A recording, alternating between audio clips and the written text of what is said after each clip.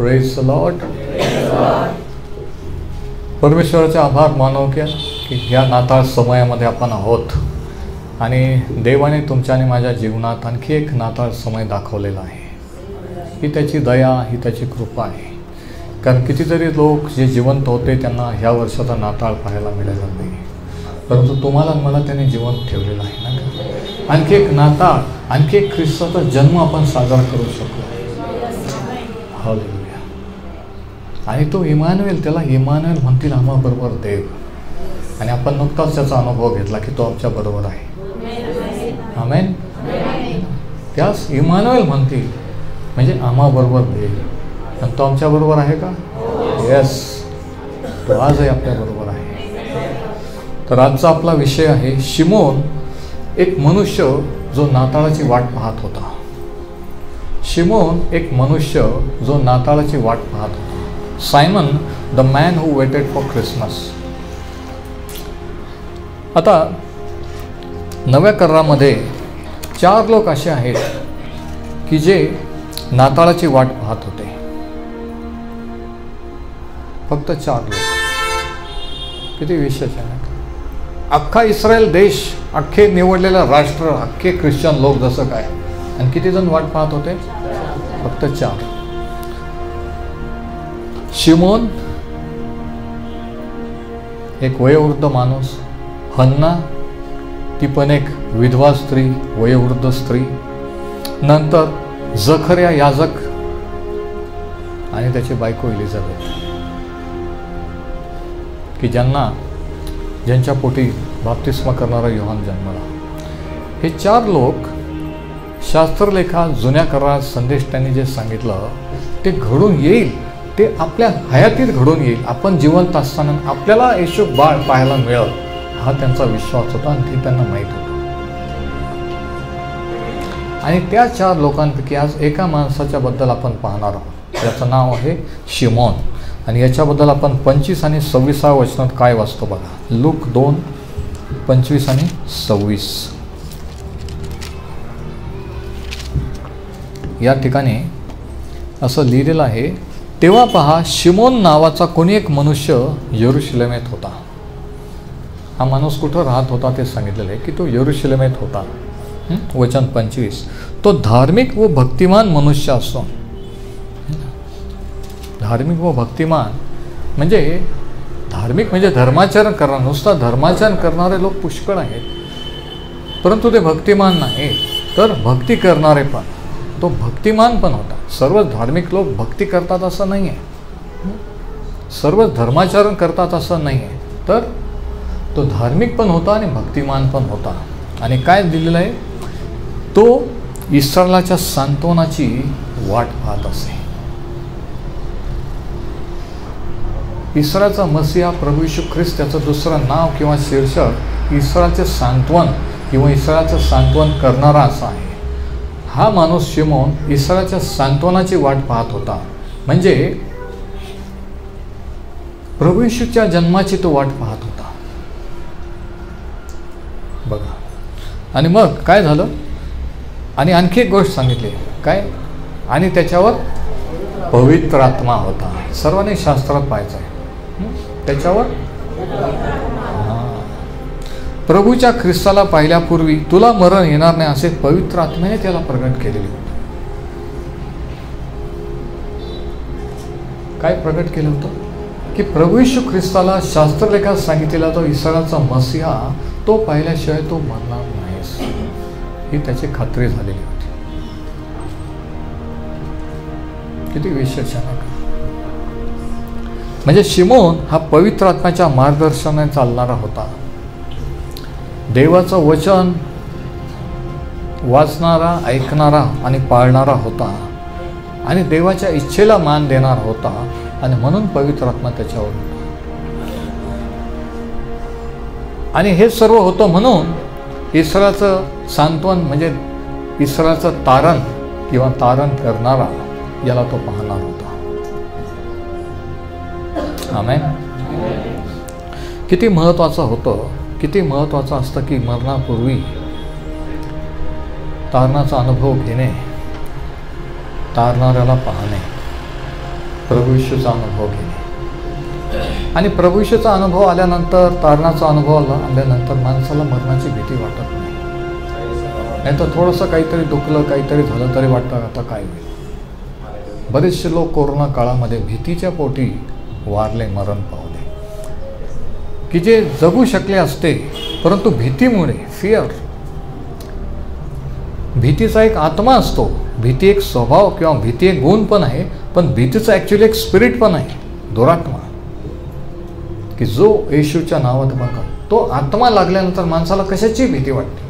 रस्त्याने एकटा चाललं तरी भीती वाटते, घरात एकटा असलं तरी कशाची पण भीती वाटते.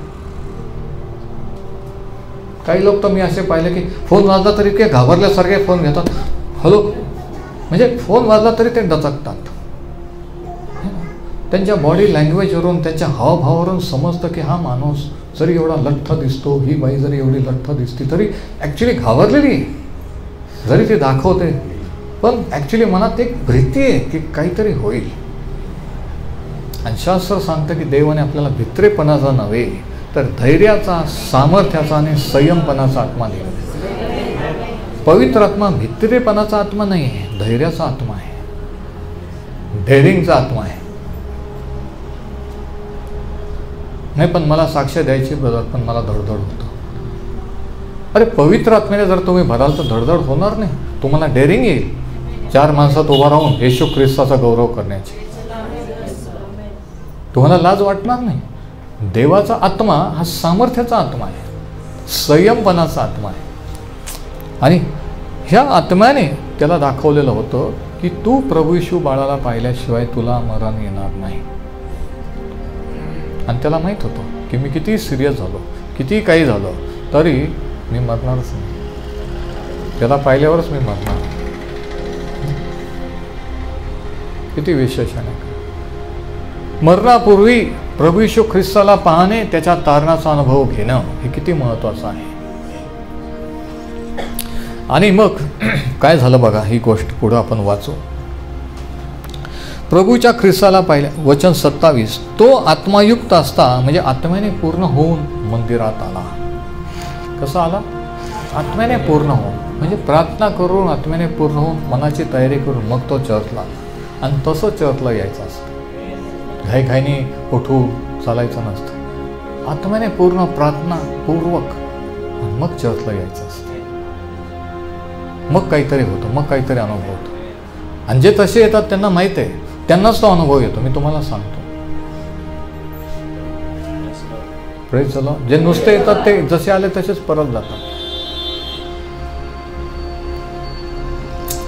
तर काय झालं, तो आत्मायुक्त असता मंदिरात आला आणि नियमशास्त्राच्या विधीप्रमाणे करण्याकरिता आईबापाने येशू बाळाला आत आणले. नियमशास्त्राचा विधी होता की बाळ झाल्यानंतर तो जर मुलगा असेल तर काय काय करायचं, काय काय नाही, हे नियमशास्त्रात मोशेच्या सांगितलेलं आहे. 7 दिवसाचं झाल्यानंतर सुनता करायची, मुलगा असेल तर वगैरे वगैरे, कोणते अर्पण आणायचे. तर तो विधी, तो रीतिरिवाज नियमशास्त्राप्रमाणे करण्यासाठी योसेफ आणि मरियाने येशू बाळाला मंदिरात आणले. आणि मग काय झालं बघा, तेव्हा त्याने त्याला हातावर घेऊन किंवा हातात घेऊन देवाचा धन्यवाद करून म्हटले. कसं ओळखलं त्याने की हेच ते बाळ आहे? किती वर्षापासून तो वाट पाहत होता, आयुष्यभर वाट पाहत होता की एक दिवशी ह्याच चर्चमध्ये एक जोडपं येईल, त्यांच्याजवळ एक बाळ असेल आणि ते बाळ इस्रायलचा मसीहा, जगाचा तारणारा असेल. आणि प्रत्येक वेळेस कोणीतरी नवरा बायको बाळ घेऊन आले की त्याला वाटतं हे तर ते बाळ नाही. आणि मग देव सांगायचं की नाही, हे ते नाही, ठीक आहे. परत पुढच्या रविवारी तेच, परत पुढच्या आठवड्यात तेच, असं करता करता करता अनेक वर्ष होऊन गेले. पण त्याने धीर सोडला नाही, त्याने धीर सोडला नाही. देवाने ते त्याच्या आत्म्याने दाखवलेलं होतं, त्याला माहिती आहे ते घडणार नाही, धीर सोडायचा नसतो. देवाने त्याच्या आत्म्याने जर तुम्हाला दाखवलेलं आहे की देव हे वचन तुमच्या हयातीत, तुमच्या जीवनात पूर्ण करणार आहे, हे होणार आहे, म्हणजे ते होणारच आहे. धीर सोडायचा नसतो. कितीतरी आठवडे गेले, महिने गेले, वर्ष गेले आणि एक दिवशी ते जोडपं आला. आणि तो पण चर्चला होता आणि ते पण आले. समजा जर तो चर्चला नसता तर समजा तर म्हटलं असता काय, जाऊ दे आता एवढ्या वेळेस मी चर्चला गेलो, आज नाही जायचं, काय झालं असतं? त्या दिवशी येशू बाळाला घेऊन येशू मध्ये आले असते आणि याने ते मिस केलं असतं. म्हणून कोणत्या आठवड्यात कोणत्या दिवशी देव कशी भेट घेईल हे सांगायचं नसतं, हे सांगता येत नाही. की जाऊ द्या काय दर रविवारी चर्चला जायचंय असं म्हणायचं नसतं.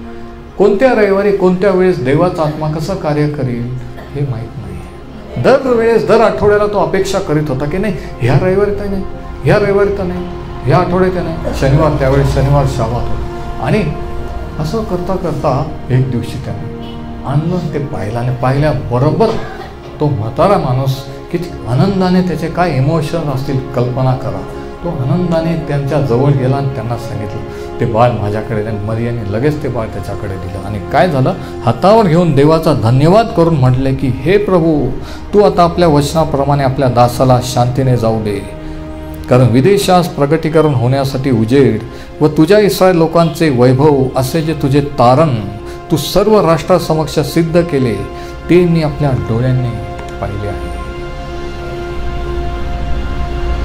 म्हातारा माणूस नक्कीच रडला असेल, मला तरी वाटतं. एवढ्या वर्षापासून जे वाट पाहत होता, प्रार्थना करता, आणि आज प्रत्यक्षात ते बाळ पाहिलं, ते बाळ हातात आणि सगळे लोक पाहत होते.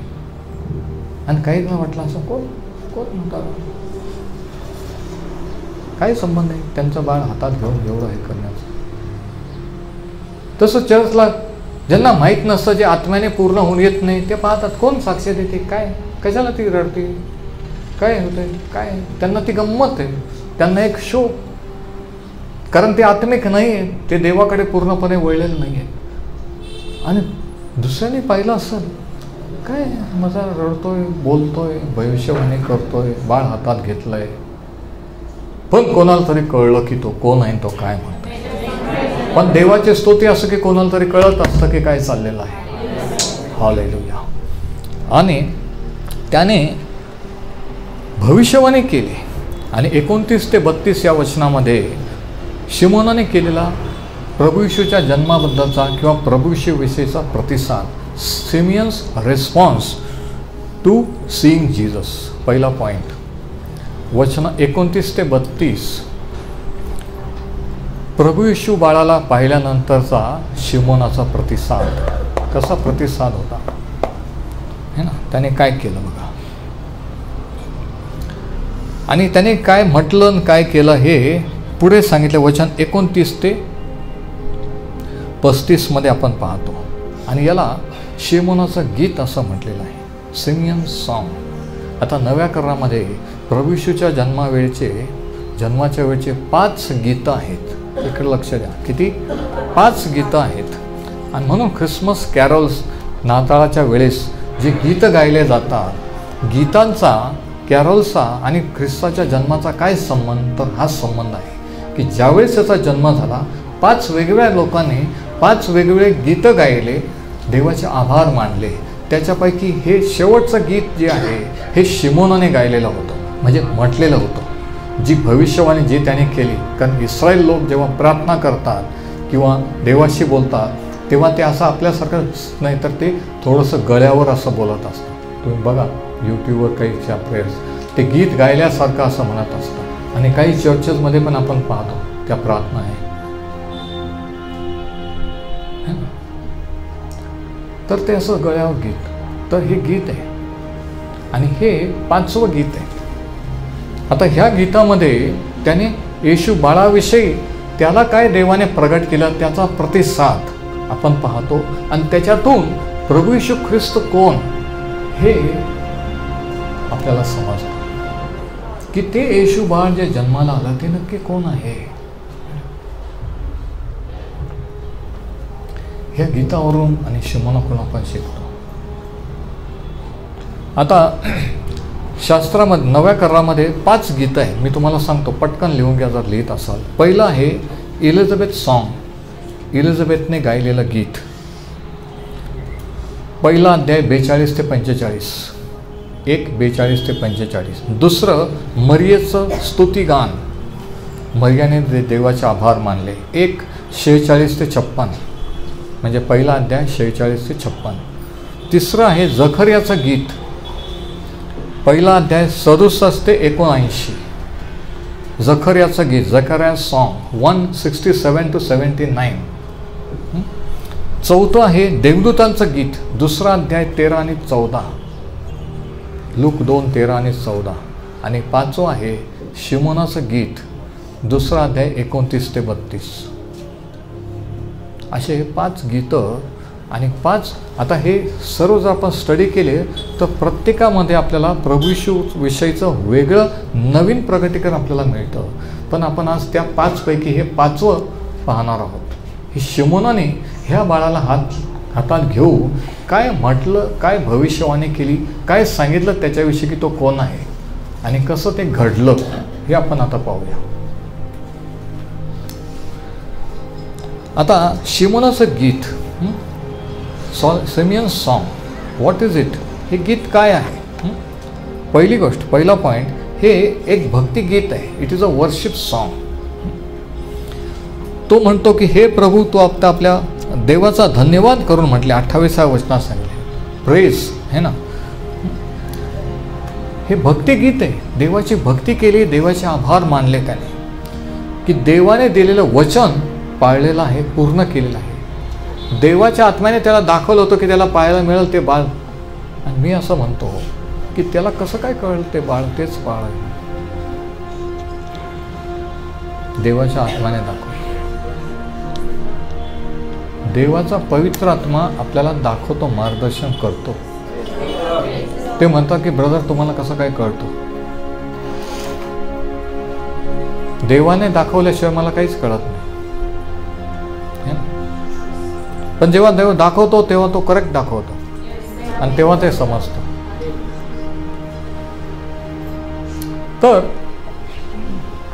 हे एक भक्तिगीत आहे. It is a worship song की देवाने दिलेलं वचन मसीहाबद्दलचं पूर्ण झालेलं आहे. दुसरा पॉईंट, दुसरी गोष्ट या गीताबद्दल, it is also a salvation song. Second point, it is a salvation song. हे तारणाचे गीत आहे. 29 वचन बघा, वचन 29. हे प्रभू, आता तू आपल्या वचनाप्रमाणे आपल्या दासाला शांतीने जाऊ दे, कारण विदेशांना प्रकटीकरण होण्यासाठी उजेड है ना, आणि इस्रायल लोकांचे जे तुझे तारण 31व्या वचनात सांगितले. It is a salvation. हे तारणाचं गीत आहे की तो म्हणतो की जे तारण तू तयार केलेलं, राखून ठेवलेलं, ते तारण तो प्रकट केलेलं आहेस. तारणारा तू जगात पाठवलेला आहेस. हे तारणाचं गीत आहे. तिसरी गोष्ट, आणि तो काय म्हणतो त्याच्यापूर्वी आपण पाहू की वचन 29 मध्ये, हे प्रभू, आता तू आपल्या वचनाप्रमाणे आपल्या दासाला शांतीने जाऊ देतोस किंवा जाऊ दे. जाऊ दे अंडरलाईन करा. इंग्लिशमध्ये शब्द आहे डिपार्ट, जाऊ देणं.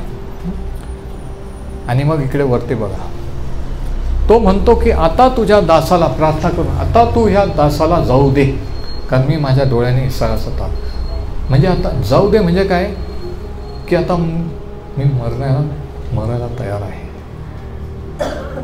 मरण कधी आलं तरी मी तयार आहे, मी जायला तयार आहे. मरण देवाच्या लोकांसाठी, विश्वासाऱ्यांसाठी जाणं आहे. मी जर म्हटलं की मी जातोय, तुम्ही म्हणणार कुठं?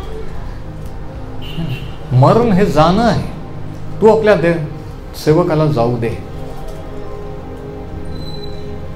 म्हणजे आता मला जायला हरकत नाही. It is departing. Death is a departure for a Christian. ह्या जगातून दुसऱ्या जगात जाणं, ह्या जगातून देवाजवळ जाणं डिपार्चर आहे. आपण म्हणतो ते गेले म्हणजे कुठं तरी गेले, नाही का? नाही का? तर तो म्हणतो त्यांना मला जाऊ दे, कारण मी आता संपलं. ह्याच्यासाठी मी जगत होतो. दुसरी तिसरी काहीच आशा नव्हती. जे पाहायची इच्छा होती ते पाहिलं, संपलं. किती विशेष आहे. तर दुसरी गोष्ट हे तारणाचे गीत आहे. तिसरी गोष्ट, तिसरा पॉईंट, वचन 31 आणि 21, 31 आणि 32, की तुझ्या इस्रायल लोकांचे वैभव असे जे तुझे तारण तू सर्व राष्ट्रासमक्ष सिद्ध केले. सर्व राष्ट्रासमक्ष अंडरलाईन करा. कारण प्रभू येशूचा जन्म आणि हे तारण हे फक्त इस्रायल राष्ट्रासाठी नाही, तर जगातल्या सर्व राष्ट्रांसाठी, सर्व लोकांसाठी आहे. म्हणून देवदूताने सांगितले की जो मोठा आनंद सर्व लोकांना होणार आहे, म्हणजे सर्व देशाच्या, जातीच्या, धर्माच्या, जगाच्या सर्वांसाठी. Praise the Lord. विदेशांसाठी है ना, तू सर्व राष्ट्रांसमक्ष सिद्ध केलेला आहे. आणि त्याच्यात आपलं पण राष्ट्र आलं, भारत. आणि शास्त्राच्या देवाच्या दृष्टीने तुम्ही आणि आम्ही कोण? विदेशी, विधर्मी. आपण काय यहुदी आहे का? म्हणजे देवाच्या दृष्टीने आपण विदेशी, पण आपण विधर्मी असताना त्याच्यावर विश्वास ठेवला आणि आपण देवाचे झालो. पण ॲक्च्युली तो त्यांच्यासाठी आला, पण देवाने त्यांच्या पुरतंच त्याला ठेवलं नाही, तर आपल्या पुरतं पण केलं, सगळ्यांच्या पुरतं केलं. आमेन. तर तिसरा पॉईंट हे सुवार्तेचे गीत आहे. It is also missionary song. तो म्हणतो की हे तारण आणि तारणाचे सुवार्ता एक दिवशी सर्व राष्ट्रांना जाईल, सर्व लोक, सर्व राष्ट्र विश्वास ठेवतील आणि अनेक लोक त्याच्या तारणात येतील. ही भविष्यवाणी त्याने केलेली आहे. काय झालं? येशूच्या नावात. तर ही भविष्यवाणी त्याने केलेली आहे. Praise the Lord. लूक 2 आणि 10 मध्ये आपण जर वाचलं तर तेव्हा देवदूत त्यांना म्हणाला, भिवू नका, कारण पहा जो मोठा आनंद सर्व लोकांना होणार आहे त्याची सुवार्ता मी तुम्हाला सांगतो. सुवार्ता कशाची आहे? मोठ्या आनंदाची आहे. सुवार्ता कशाची आहे? हां, जो मोठा आनंद सर्व लोकांना होणार आहे. आता हा मोठा आनंद कशामुळे? की जरी आपण विधर्मी आहोत, जरी आपण इस्रायलासारखे देवाचे निवडलेले नाही, तरी येशू ख्रिस्ताला देवाने आपल्यासाठी जगात पाठवलं. त्याचं जे मरण ते आपल्यासाठी पण झालं. त्याने जे आशीर्वाद इस्रायलाला ऑफर केलेत, देऊ केलेत, ते आपल्याला पण आहेत. आपणही त्याला म्हणू शकतो की तो आमचा तारणार आहे, तो माझा तारणार, माझा देव आहे. Praise the Lord. म्हणून सुवार्ता ही आनंदाची, तारणाची सुवार्ता आहे. तर तिसरा पॉईंट काय? हे सुवार्तेचे गीत आहे. आता शिमोनाचं हे गीत जे आहे हे फक्त भक्तिगीत किंवा तारणाचं गीत किंवा सुवार्थेचं गीतच नाही, तर 34 आणि 35व्या वचनात आपण एक भविष्यवाणी पण पाहतो. प्रॉफेसी, सिमियन्स प्रॉफेसी. पुढचा पॉईंट सिमोनाची भविष्यवाणी. आता त्यांनी हे बाळ घेऊन हातात घेता घेता एक भविष्यवाणी पण केली. तो काहीतरी आत्म्याच्या प्रेरणे पण बोलला. थोडा वेळ उभे राहा. येशूच्या नावाने वचन 34 आणि 35 बघा सर्वजण. त्याच्यात काय लिहिलंय? त्याने काय म्हटलं? शिमोनाने त्यांना आशीर्वाद दिला. कोणाला आशीर्वाद दिला? त्यांना. त्या बाळाला नाही, त्यांना. त्यांना म्हणजे कोणाला? योसेफ आणि मरियाला. Praise the Lord.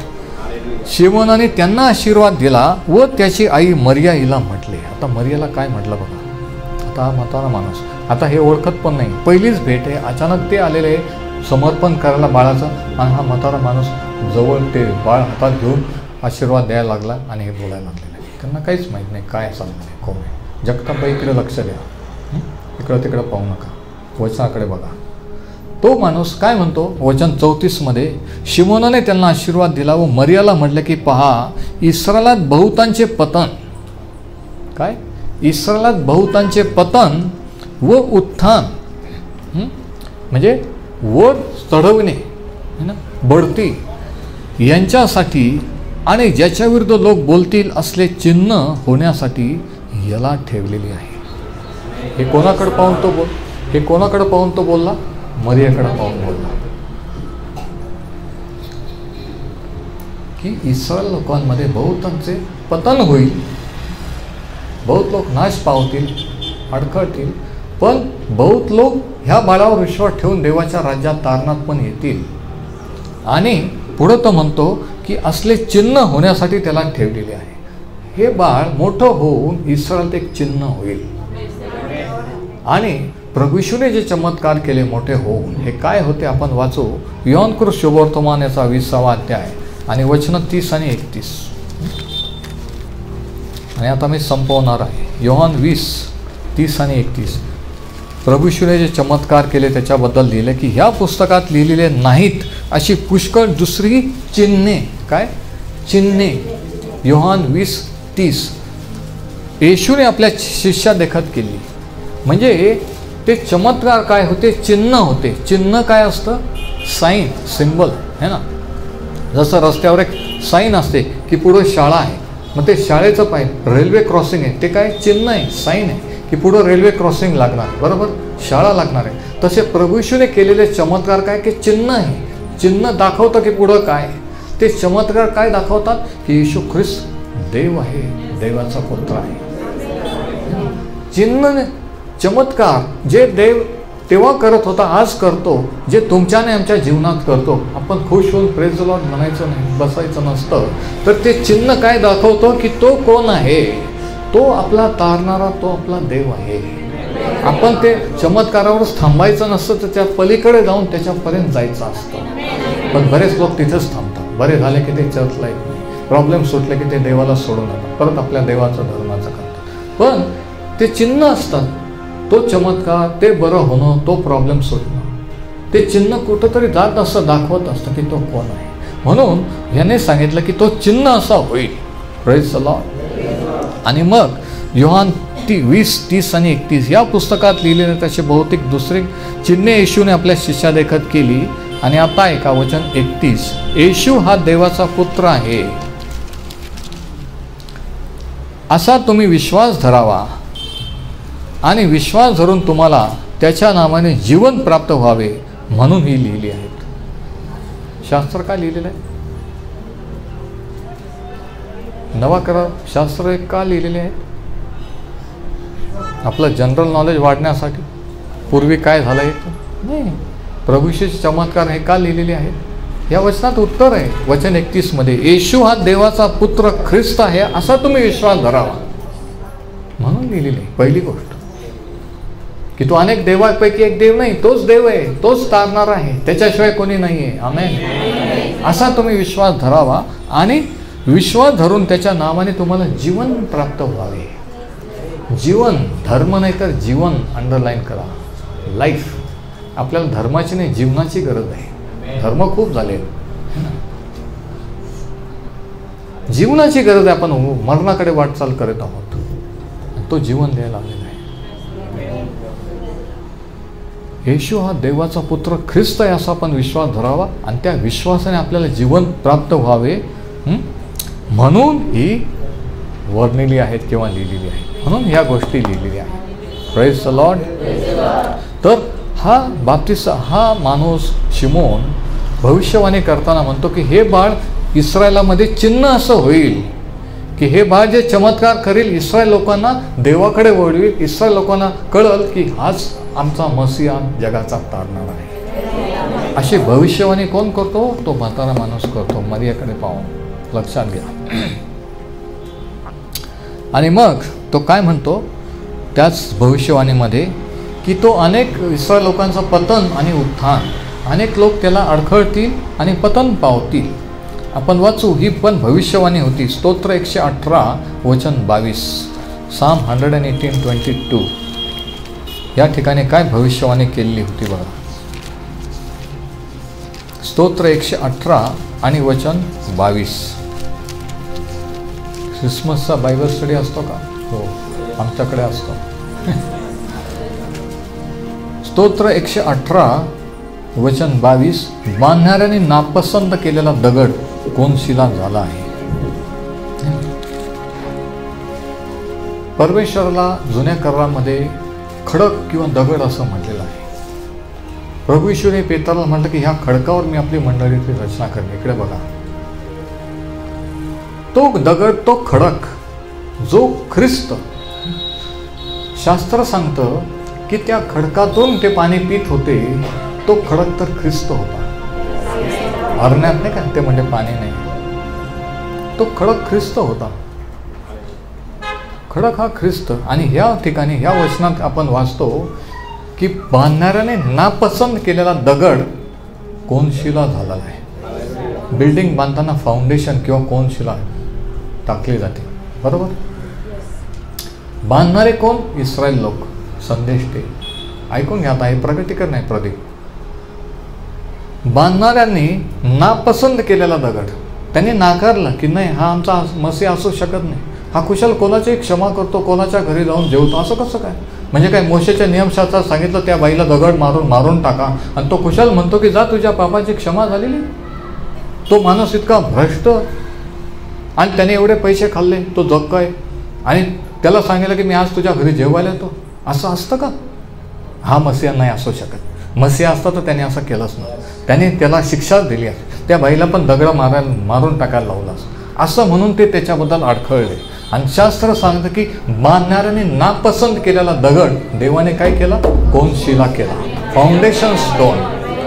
तो कोनशिला की त्याच्यावर येशू ख्रिस्ताने, देवाने त्याची मंडळी उभारलेली आहे. तो कोनशिला आहे तुमच्या आणि माझ्या जीवनात की ज्याच्यावर आपलं जीवन उभारलं पाहिजे.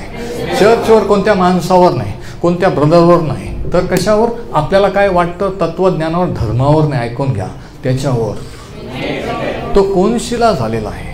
पहिले कोरिन्थीकरा लूक वर्तमान याचा 20वा अध्याय 17 आणि 18 मध्ये आपण वाचतो. लूक 20, 17 आणि 18.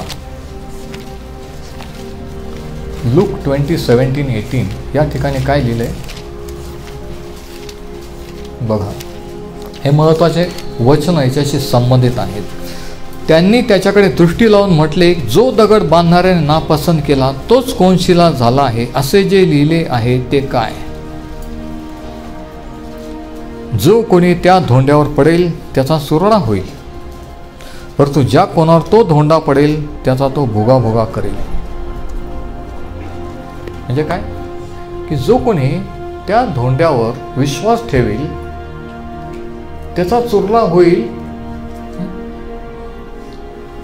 पण देव त्याची उभारणी करेल. पण जर धोंडा त्याच्यावर पडेल म्हणजे ज्याचा तो न्याय करेल त्याचा नाश होईल. तो धोंडा म्हणजे प्रभू येशू ख्रिस्त. म्हणजे प्रभू येशू ख्रिस्त पापांची क्षमा करणारा पण आहे आणि न्याय करणारा पण आहे. हालेलुया. आता प्रेषितांची कृत्ये 4 आणि 11 मध्ये आपण पाहतो की ह्याच्याबद्दल आणखी काय. ॲक्ट्स 4:11 पटकन.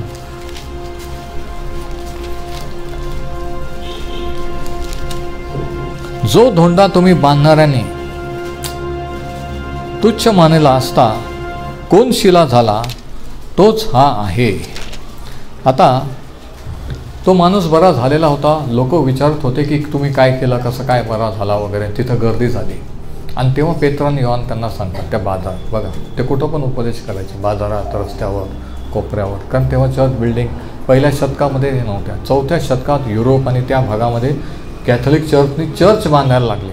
पण पहिल्या शतकात शिक्षण हे घरोघर, गावी जाऊन जिथं जागा मिळेल तिथं ज्या लोकांना जाऊन येशू ख्रिस्ताची सुवार्ता सांगत होते. आणि हा माणूस बरा झाला आणि लोकांची गर्दी जमली. आणि काय झालं माहिती आहे का?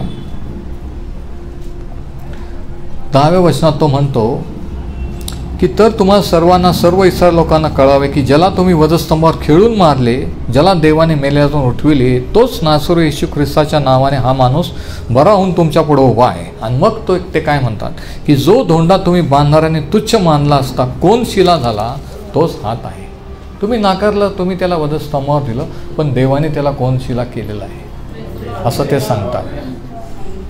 Praise the Lord. आणि मग इस्रायल लोक त्याच्याबद्दल अडखळले. पण आपण वाचतो रोमकरासपत्र 9 आणि 32. प्रेषितांच्या कृत्येनंतर रोमकरासपत्र, रोमन्स 9:32.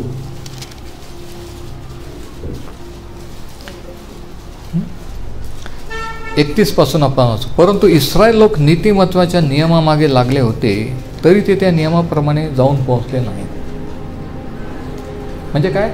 ते नुसते नियमशास्त्र, शाबात आणि हे ते मोशेचे नियमशास्त्र, विधी हेच करण्यात बिझी होते.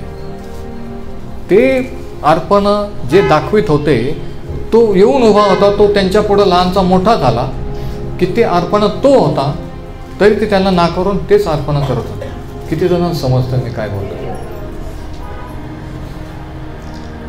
डोळ्या देखत तो चमत्कार करत होता, दाखवून देत होता स्वर्ग राज्याच्या गोष्टी. आणि हे यांच्या चर्चमध्ये बिझी होते. नाही, आम्ही आमच्या चर्चला आलो, आम्ही शनिवार शाबात पाळू, आम्ही आज हे खाणार नाही, ते खाणार नाही. आणि शेतातून जाताना त्याच्या शिष्यांना भूक लागली म्हणून त्यांनी कंस तोडून खाल्ले. आणि लगेच कोणीतरी पाहिलं आणि म्हटलं की बघा तेव्हा त्यांनी शाबात मोडला. तो म्हणतो की मनुष्याचा पुत्र शाबाताचा धनी आहे. शाबात माणसासाठी केलाय, माणूस शाबातसाठी नाही. Praise the Lord. त्यांच्या डोक्यातच गेलं नाही. ते धर्माचरण, धर्म माणसाला इतका वेळा करतो की माणूस करतच राहतो. त्याला आपण वचन सांगितलं, तो म्हणतो नाही नाही पण मग आमचं मग आम्ही करतो ते खोटं आहे का, असं म्हणून धर्माचा पगडा सैतानाने माणसांच्या मनावर घेतला आहे. पण प्रभू येशू म्हणतो सत्य तुम्हाला समजेल आणि सत्य तुम्हाला मुक्त करेल.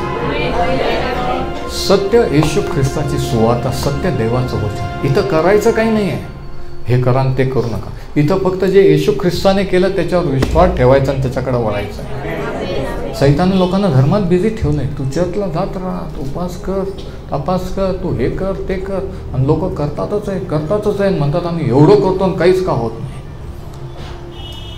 प्रभू येशू म्हणतो अहो कष्टी व भाराक्रांत जन हो, तुम्ही सर्व माझ्याकडे या. जे कष्ट करून धर्माच्या याने कर्माच्या ओझ्याने लादलेले, तो म्हणतो तुम्ही माझ्याकडे या, मी तुम्हाला तारणाची विश्रांती देईन. ही सुवार्ता आहे. आणि काय झालं की इस्रायल लोक अडखळले.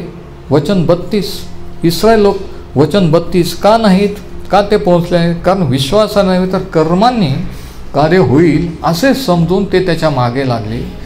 त्यांना ठेस लागण्याच्या धोंड्याची ठेस लागली. कर्माच्या मागे लागले की नाही मोशाने सांगितले पाळत नाही, हे सांगितलं हे केलंच पाहिजे. अरे ते करायचं होतं पण कुठपर्यंत, प्रभू येशू ख्रिस्त येईपर्यंत.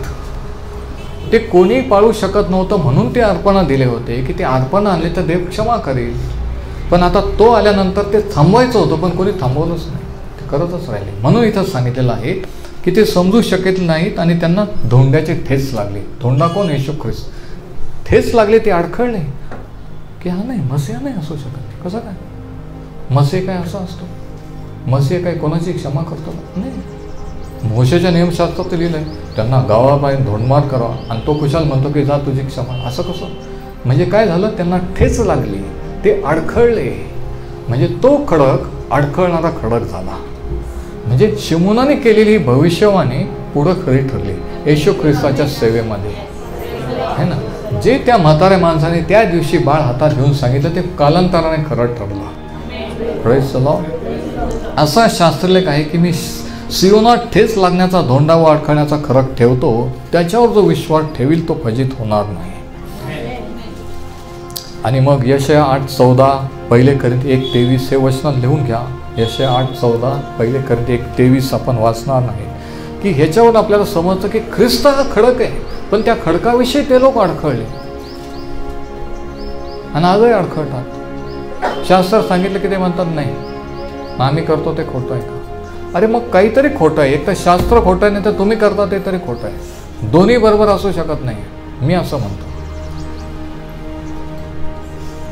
बरोबर, कोणीतरी रॉंग आहे.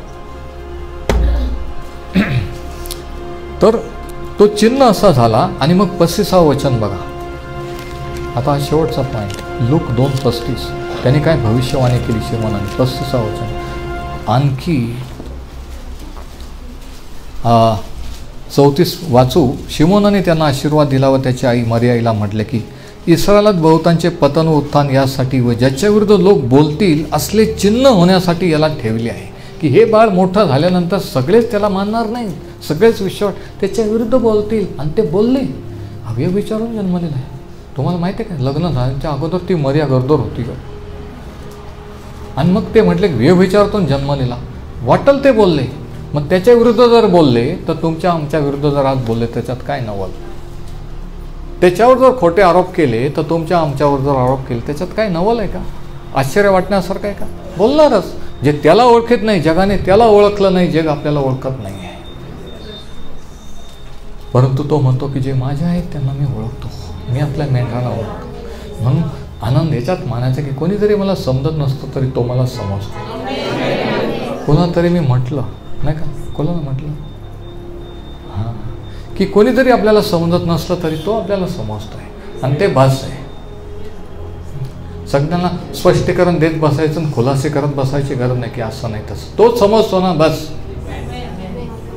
एक दिवशी ते समजतील नाही तर नाही समज, पण तो समजतोय ना ह्याच्यात मी रिलॅक्स राहील. वचन 35, आणखी पुष्कळ लोकांच्या अंतःकरणातील विचार उघडकीस यावे म्हणून तुझ्या स्वतःच्या जीवात तलवार बसकून जाईल. तो म्हातारा माणूस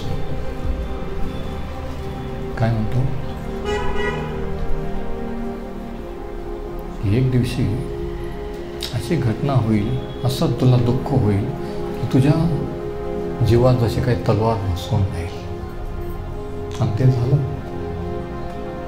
त्याने येशू ख्रिस्ताच ज्यावेळेस प्रभू येशू वधस्तंभावर होता त्यावेळेस मरिया तिथे होती. तिने तिच्या मुलाचं मरण स्वतःच्या डोळ्याने पाहिलं. कशा रीतीने त्याला ठोकले, कशा रीतीने त्याला मारून टाकलं. त्याच्यापेक्षा भयानक काय असू शकतं. एका आईच्या डोळ्यात देखत आपला मुलगा डोळ्यासमोर मारला जातोय, तलवारने घुसकली तर काय झालं. हा शास्त्रलेख तेव्हा पूर्ण झाला आणि ही भविष्यवाणी पूर्ण झाली. पण ही भविष्यवाणी कोणी केली? शमोन नावाच्या त्या म्हाताऱ्या माणसाने. ख्रिसमस टायमिंगला आपण या गोष्टीचा विचार करत नाही की ते बाळ कोण, त्याच्याबद्दल काय भविष्यवाणी झाली, ती कशी प्रभू येशूच्या जीवनात सेवेत पूर्ण झाली. सगळं झालेलं होतं, सांगितल्याप्रमाणेच घडलं. म्हणून येशू ख्रिस्त अनेक देवांपैकी तोच देव आहे, तोच तारणारा आहे. नाही पण आम्ही त्याला पण नाही, त्यालाच मानायचं असतं. तोच देव आणि तोच तारणार. सगळं करायचं ना, हे करतो ना आम्ही ते करतो. हे कळल्यावर समजतं की तोच तारणारा तोच देव आहे, त्याच्याशिवाय दुसरं कोणी नाही. अशी भविष्यवाणी त्या माणसाने केली.